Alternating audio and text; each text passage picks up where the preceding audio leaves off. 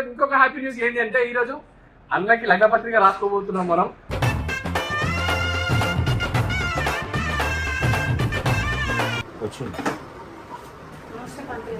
గోవుకి మూసకి పంపులు.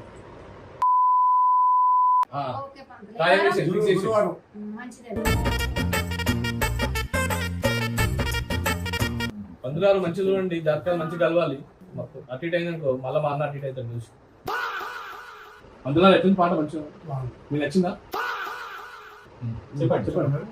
ఇంకో పాట పడుతుందని చూస్తున్నట్టు పందులాలు అలా కట్నం అనిపిస్తాను ఉంటుందా? అన్నయ్య అన్నయ్య అన్నయ్య అన్నయ్య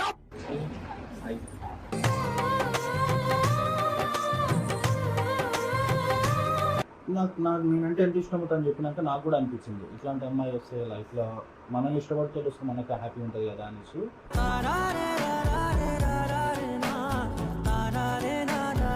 మీకు మనస్ఫూర్తిగా నచ్చితేనే అమ్మాయిని లైఫ్ టైం జాగ్రత్తగా చూసుకుంటేనే మీరు చెప్పండి.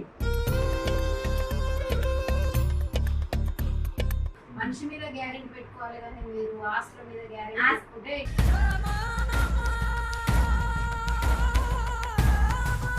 ఓకే అయితేనే ముంగడ అందిద్దాం, లేకపోతే సరే ఇంటికి వెళ్ళిపోదాం, ఇంటికి వెళ్ళిపోగా ఆలోచించి మళ్ళీ సంగతి చెప్తాము.